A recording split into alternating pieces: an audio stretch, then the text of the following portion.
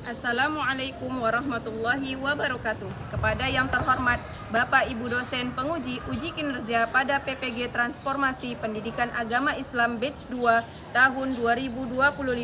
Perkenalkan, saya Arbaiyah mahasiswa PPG PAI Batch 2 tahun 2025 di LPTK Universitas Islam Negeri Sumatera Utara dengan NIM 031425706999. Pada hari ini, Kamis, tanggal 9 Oktober 2025, saya akan melaksanakan uji kinerja di SMP Swasta IT Al-Munadi di kelas 7 dengan materi bersimpula di hadapan Rohmu. Terima kasih dan selamat menyaksikan. Assalamualaikum warahmatullahi wabarakatuh. Waalaikumsalam warahmatullahi wabarakatuh. Apa kabar anak peserta hari ini? Alhamdulillah, luar biasa, tetap semangat, Allahu Akbar. Hari ini ada yang tidak hadir? Hadir semua ya? Oke Kak, materi kita minggu lalu masih ada yang ingat? Mengenai tentang ikhlas. Masih ada yang ingat ikhlas itu apa? Tidak ada? Tidak mengharapkan imbalan lalu tulus. Iya, ikhlas ya. Ikhlas itu adalah perbuatan hati. Oke, sekarang kita masuk kepada tujuan pembelajaran kita hari ini ya. Tujuan pembelajaran kita hari ini, peserta didik mampu memahami pengertian sujud sahwi, sujud syukur, sujud tilawah serta memahami sebab-sebab sujud dan tata caranya. Yang kedua, dengan mengerjakan kegiatan aktivitas, peserta didik mampu menjelaskan salah satu sebab sujud sahwi, sujud syukur, dan sujud tilawah. Dengan mengerjakan kelompok, siswa diharapkan dapat bekerja sama dalam kelompok untuk memecahkan permasalahan melalui pertanyaan di LKPD. Oke, motivasi hari ini adalah ilmu itu lebih baik daripada harta. Ilmu akan menjaga engkau dan engkau menjaga harta. Ilmu itu hakim, sedangkan harta terhubung. Harta akan berkurang jika dibelanjakan, tetapi ilmu akan bertambah jika diamalkan. Oke, jadi pembelajaran kita hari ini adalah untuk mengamalkan macam-macam sujud. Oke. Pengertian sujud. Sujud adalah meletakkan dahi kedua telapak tangan, lutut, dan ujung kaki ke lantai sebagai bentuk ketundukan total kepada Allah, ya. Dalilnya, dan bersujudlah serta dekatkanlah dirimu kepada Allah sesuai dengan Quran surah Al-A'la ayat 19. Oke. Macam-macam sujud. Ada 3 sujud, ya. Yang pertama sujud sahwi, yang kedua sujud tilawah, ketiga sujud syukur. Oke. Pengertian dari sujud sahwi. Sujud sahwi adalah sujud yang disebabkan karena ragu-ragu atau lupa. Sujud tilawah adalah sujud yang mendengarkan atau membaca ayat sajadah dalam Al-Quran. Sementara sujud syukur, sujud tanda berterima kasih kepada Allah SWT. Oke, jadi macam-macam sujud ini akan kita jelaskan satu persatu. Yang pertama, sebab sujud sahwi. Sebab sujud sahwi lupa apabila tidak melakukan tasyahud. Lalu yang kedua, apabila ragu terhadap segala rakaat yang telah dikerjakan. Yang ketiga, kelebihan rakaat, ruku atau sujud di dalam sholat. Oke. الله أكبر. يا الله ماذا فعل؟ أخي هذا قول ماذا بك؟ يا أخي أخطأت. قلت الله أكبر متى سمع الله لمن حمده ولا أدري ماذا أفعل. أخي أنا أمر لا أحتاج أن أترك الصلاة. إذا أخطأت وقلت الله لمن حمده الله أكبر الله أكبر متى سمع الله لمن حمده فهذا خطأ في تكبيرات الانتقال. وتكبيرات الانتقال واجبة. Oke. Apa yang bisa Kakak lihat dari video tadi? Apa? Iya, kalau kita lupa atau ragu jangan langsung memutuskan sholat. Oke, itu adalah sebab sujud sahwi.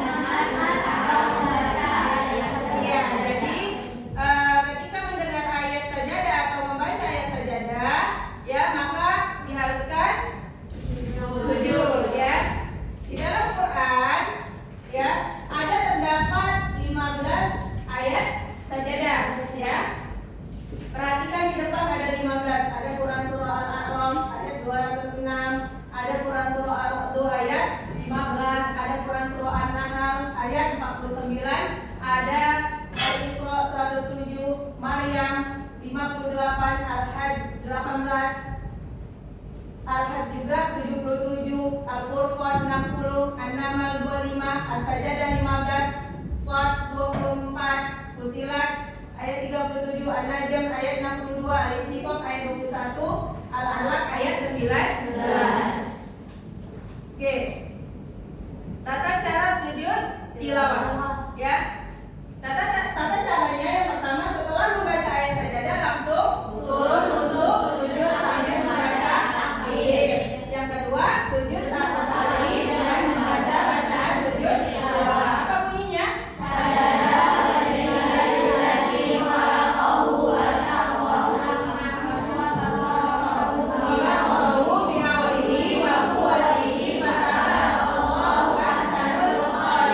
Lalu berdiri sambil membaca takbir. Yang keempat, melanjutkan sholat kembali apabila ini terdapat di dalam sholat, ya. Oke, kita masuk kepada sebab sujud syukur, ya.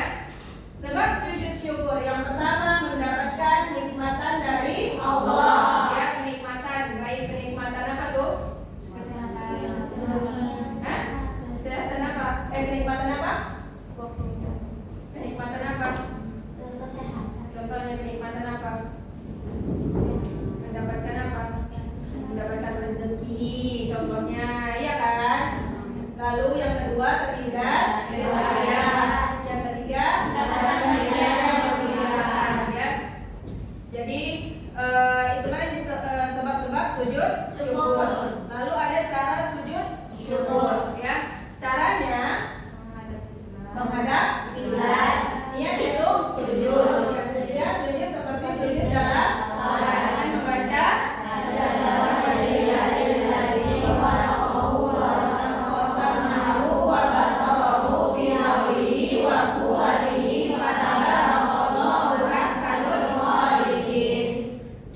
Oke, perhatikan. Oke, perhatikan ini.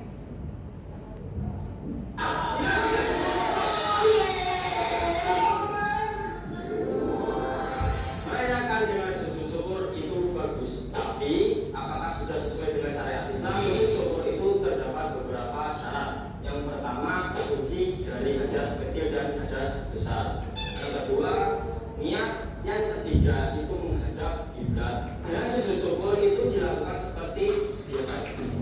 Oke. Pertanyaannya, di dalam video ini apakah yang dilakukan mereka sudah benar dalam melakukan sujud syukur?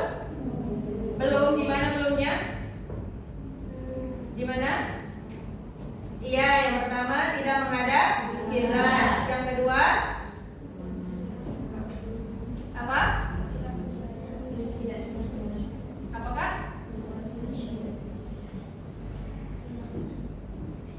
Apa yang kedua? Tidak menghadap kiblat yang pertama. Yang kedua apa? Tidak bersuci. Lalu tidak berniat. Lalu ada lagi? Apa lagi? Ada Pak?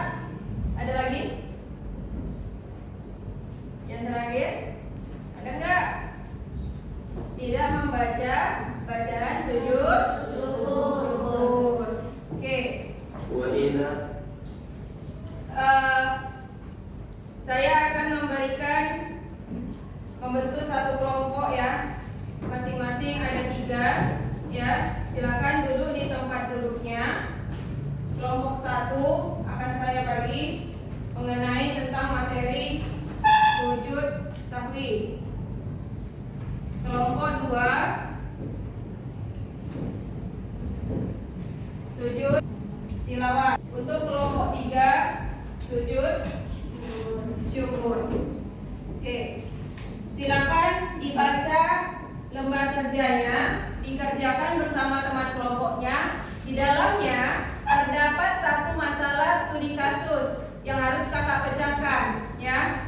Oke, paham? Paham ya? Tulis nama kelompoknya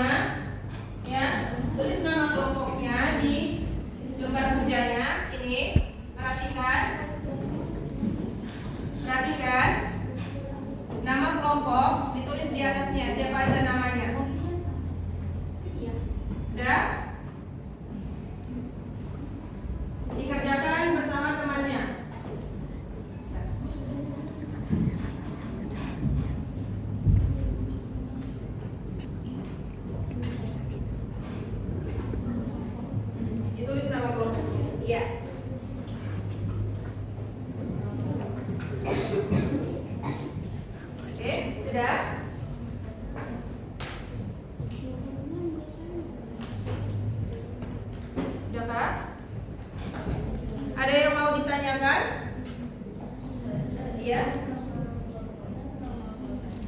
Nama kota. Oke. Ada lagi yang ingin ditanyakan?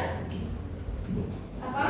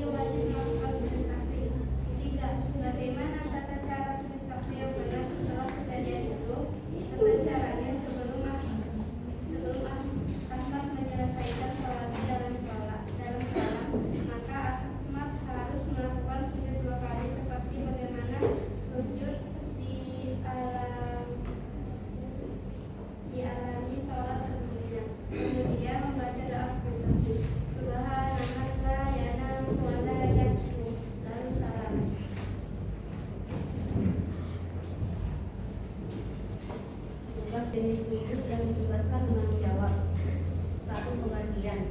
Apa definisi sujud tersebut? Sujud sahwi secara bahasa berarti lupa atau lalai. Dari mana sumbernya? Dalil atau alasan? Dari hadis riwayat Muslim.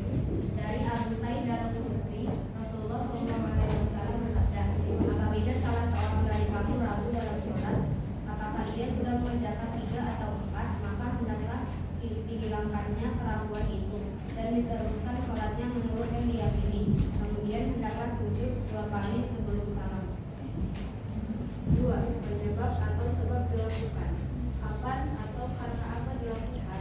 Apabila lupa membaca atau melakukan tasyahud awal atau tidak mengerjakan salah satu sunat sholat atau sunat sholat. Apabila ragu dalam bilangan sholat. 3. Kelebihan rakaat. 3. Hukum pelaksanaan. Apakah wajib, sunnah atau lainnya? Sunnah. Pendapat ulama manhaj jika ada. 4. Waktu pelaksanaan dilakukan kapan? Di akhir salam atau sebelum salam, dalam sholat atau di luar sholat, di dalam sholat. 5. Tata cara. Apa kehampasnya? Setelah membaca tahiyat akhir, kemudian sujud dengan membaca Subhanallah, Subhanallah wa la yasbihu. 2. Bangun dari sujud kemudian duduk kembali. 3. Duduk kembali kemudian salam. 6. Contoh kasus. 1. Buat 1 juz.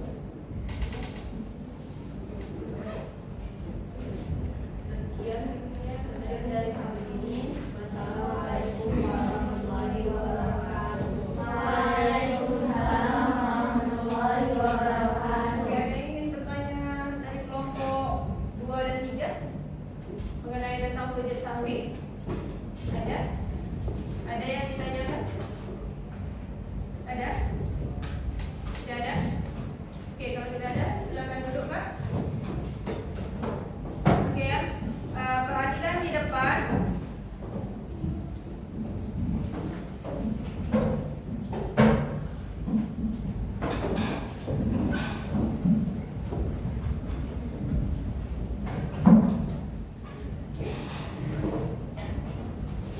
Disujud bersama Rasulullah dengan sujud. Kisah ini dialami oleh salah seorang sahabat yang bernama Abu Firas. Nama aslinya adalah Rabi'ah bin Ka'ab al-Islami. Ia merupakan seorang Abu Sufyan.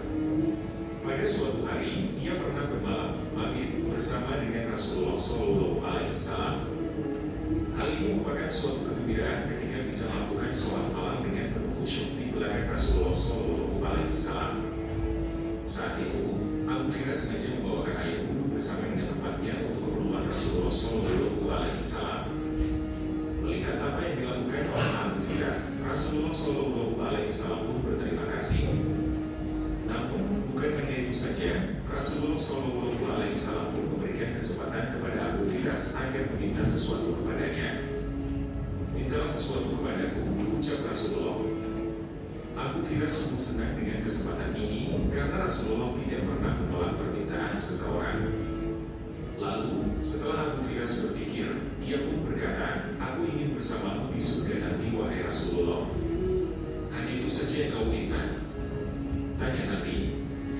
Ya, itu saja, Abu Firas memastikan. Kalau begitu, bantulah aku dengan memperbanyak sujud, ucap Rasulullah SAW. Sungguh dari kisah tersebut, Rasulullah memberitahu bagaimana cara untuk bisa bersama dengan Rasulullah di akhirat nanti, yakni dengan memperbanyak sujud. Oke, itulah materi dari hari ini ya. Ini ada lembar refleksi harus kakak isi, ya. Materi isi. Ya, jadi kesimpulan dari materi kita hari ini adalah untuk pendalaman karakter ya. Yang pertama, selalu bersyukur atas nikmat Allah yang telah Allah berikan kepada kita. Yang kedua, menyadari kekurangan dan kelemahan kita sebagai manusia. Yang ketiga, menghindari sikap sombong. Yang keempat, selalu memuji nama Allah ketika kita berada dimanapun dan kapanpun. Waktu kita sudah habis. Kita tutup dengan lafaz hamdalah. Alhamdulillah.